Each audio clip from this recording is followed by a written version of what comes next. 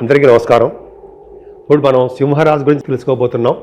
ముఖ్యంగా ఏప్రిల్ నెలలో సింహరాశి వారికి ఎలా ఉండబోతోంది అని తెలుసుకుందామండి. ఏం భయపడాల్సిన అవసరం లేదు సార్, చాలా బాగుంటుంది. కొన్ని కష్టాలు అనేవి, ఇబ్బందులు అనేవి అందరికీ వస్తాయి, అవి సమస్య పోతాయి. మనకి శ్రీరామచంద్రుడు ఉన్నాడు కదా, ఆయన ఒకటి చూసుకుంటాడండి. సరే, మన సింహరాశి వారికి ఈ నెల మొత్తం కూడా ధనం విషయంలో ఏమాత్రం ఇబ్బంది పడరు. అవునా? ఖచ్చితంగా ఇబ్బంది పడరు. ఎందుకంటే అంటే మీకు సంపూర్ణమైన గురుదృష్టి కుటుంబ స్థానానికి ఉండడం వలన ధనానికి ఎటువంటి ఇబ్బంది పడవలసిన అవసరం లేదు. సమయానుకూలంగా మీకు ధనం చేకూరుతుంది అనడంలో సందేహం లేదు. మీకు మొండి బాకీలు ఉంటే అవి మీకు తీర్చడము మీకు చేస్తాయి. ఇంకా చెప్పాలంటే ఎదుటి వాళ్ళకి హెల్ప్ చేసే తత్వంలోనూ, ఎదుటి వాళ్ళకి ధనం ఇచ్చే స్థితిలోనూ మీరు ఉంటారు. చాలు కదా. మనకి రెండుగా ధనం ఉంది. అలాగే కుటుంబ విషయంలో చాలా చక్కగా బ్రహ్మాండంగా ఉంటారు. కుటుంబ సభ్యుల మధ్యలో మీ పేరు ప్రఖ్యాతులు బాగుంటాయి. ఆదరమానాలు చాలా ఎక్కువ ఉంటాయి. ఆభరణ యోగం కూడా చాలా బాగుంది. విద్యలో ఆటంకాలు కలగవు. ఎక్కడికైనా భోజనం ఉంటుంది. అదృష్టం అంటే గురుదృష్టి ఉందండి. ఎవరికైనా సరే, మీ జాతకంలో సరే, ద్వితీయ భావంలో గురుడున్నా, ద్వితీయ స్థానం గురుడు చూసినా ఫుడ్ ఎక్కడికైనా ఫుడ్ బ్రహ్మాండంగా దొరుకుతూ ఉంటుంది. అందరికీ దొరకదా? మిగతా వాళ్ళకి దొరుకుతుంది, కానీ మీ ప్రత్యేకం చాలా అద్భుతంగా ఉంటుంది. సరే, అది పక్కన పెడతామండి. ముఖ్యంగా కుటుంబ స్థానం చాలా బాగుంది. కంఠధ్వని, ముఖ్యంగా గాయకులు కండి, సింగర్స్ అంటారు కదా, వాళ్ళకి చాలా అవకాశాలు వస్తాయి. వాళ్ళని మీకు అవకాశాలు రాకుండా అవకాశాలు రావడమే కాకుండా మిమ్మల్ని విదేశాలు వెళ్ళడము, ప్రోగ్రామ్ చేయడము కోసం మిమ్మల్ని తీసుకెళ్తారు. అలాగే యాంకరింగ్ వృత్తిలో ఉన్న వాళ్ళకి కూడా అంతే. అంటే వాళ్ళకి గౌరవప్రదంగా ఉండడము, నేమ్ అండ్ ఫేమ్ రావడము, ధనప్రాప్తి కలగడం చాలా బాగుంది. మీరు తరచూ దగ్గర ప్రయాణాలు చేయడం సహజం ఎప్పుడు చేస్తూనే ఉంటారు. అలాగే మీ తోబుట్టువుల యొక్క జాగ్రత్తలు కూడా మీరు చూస్తూ ఉంటారు. న్యూస్ గ్యాదరింగ్ చేస్తూ ఉంటారు. ఒక పని మీకు అప్పచెప్తే ఖచ్చితంగా మీకు అకౌంటమైన దీక్షధరిత చేసేస్తారు. భయపడరు, చేస్తూనే ఉంటారు. ధైర్యంగా ఉంటారు. మీ తోబుట్టువులకి ధైర్యాన్ని ఇస్తారు. శుభవార్తలు వింటారు. కొత్త ఆలోచనలు వస్తాయండి. మీ వే ఆఫ్ లివింగ్ స్టైలే అద్భుతంగా ఉంటుంది. చాలా బ్రహ్మాండంగా ఉంటారు.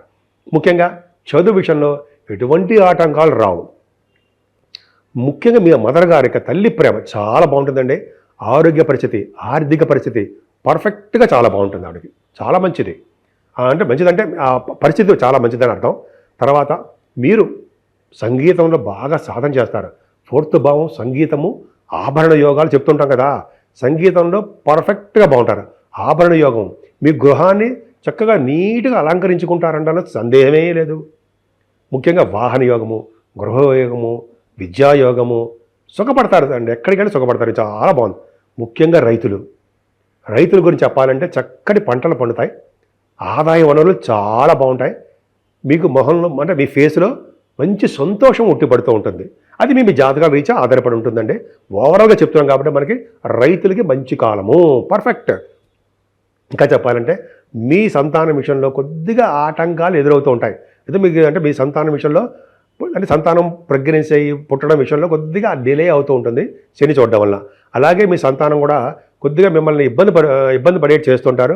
వాళ్ళ వల్ల కొద్దిగా మీరు ఇబ్బందులు ఫేస్ చేస్తూ ఉంటారు. చిన్న ఇబ్బందులు.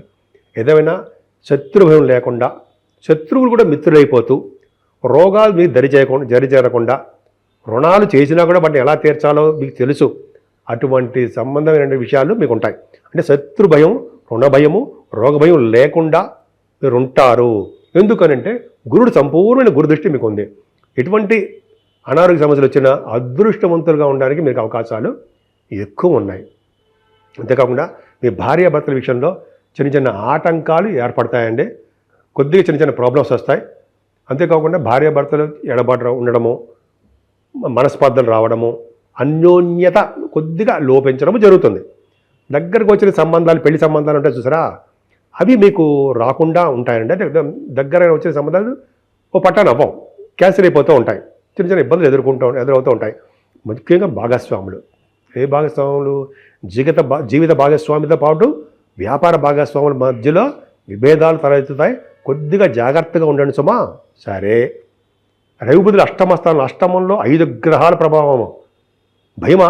ఏం భయం లేదండి. ఎందుకంటే శనీశ్వరుడు మీకు అష్టమంలో ఉన్నాడు. అవునా? చాలా ఇబ్బందులు ఉంటాయి, కరెక్టే. కానీ అష్టమ శని ఉన్నాడంటే ఆయుర్దాయాన్ని ఇస్తాడు అని ఖచ్చితంగా చెప్తాం మనం. కాకపోతే ఏంటంటే మీకు అష్టమ శని, అష్టమ రాహు దోషం చాలా విపరీతంగా మీకు ఉంది. ఉండడం వల్ల ఏమవుతుంది, మీకు సకాలంలో భోజనం చేయలేకపోవడము, సకాలంలో ఏ పని చేయలేకపోవడము, మర్చిపోతూ ఉండడము, అన్ని రంగాల్లోనూ వెనకబడిపోతూ ఉండడము. మీరు ఎంతో స్పీడ్గా తెలివిగా డైనమిక్గా ఉంటారు. కానీ శని ప్రభావం వల్ల, అష్టమ శని దోషం వల్ల కొద్దిగా బద్ధకం వచ్చేస్తూ ఉంటుంది, మర్చిపోతూ ఉంటారు. అది కొంచెం చిన్న ఇబ్బందులు ఉంటాయి. అష్టమ స్థానం రాహు కూడా దోషమైన ఉంటాయి. దూర బంధువులు చనిపోవడము అలా చెప్పకూడదు. వాటి ఆరోగ్యం బాగుండదు అని చెప్పాలి. దూర బంధువులకు ఆరోగ్యం బాగుండకపోవడము, శారీరక శ్రమ, హెల్త్ ప్రాబ్లమ్స్, హెల్త్ ఇష్యూస్ వస్తాయి. అంతేకాకుండా ఈ రాహు ప్రభావం వల్ల కూడా మీకు కొంతమందికి వ్యవసాయదారులకు కానీ ఎవరికైనా పంటలో నష్టము, పశు నష్టం అంటాం కదా, గృహంలో పీడ, ఇవన్నీ ఊరికి చెప్పకూడదండి. ఇవన్నీ చెప్తే మనకు అవన్నీ అవసరమా? మనకి బ్రహ్మాండమైన ఉన్న గ్రహాలు ఉన్నాయి కదా, మనం చెప్పుకుందాం. చిన్న చిన్న ఇబ్బందులు కలిగిస్తాడు, సరే ఆ పక్క పెడదామండి. అష్టమస్థానం మరి రౌబుదులు లేరా? రౌబుదులు ఏం చేస్తారండి? దీర్ఘాయుర్దాయాన్ని ఎవరా ఇస్తారు. ప్రభుత్వం ద్వారా ధనయోగాన్ని కలిగిస్తారు. అలాగే బుధుడు అష్టమంలో ఉన్నారంటే విదేశాల నుంచి మీ ధనయోగం కలగదా? ఖచ్చితంగా మీకు ఉంటుంది. అవునా?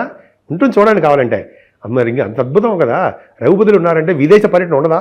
ఉండి తీరుతుందండి. అంటే రవి బుధులు అష్టమస్థానం మనకి దోషమా? దోషమైన చెప్పుకోకూడదండి. అష్టమాధిపతి కూడా స్ట్రాంగ్గా ఉన్నాడు.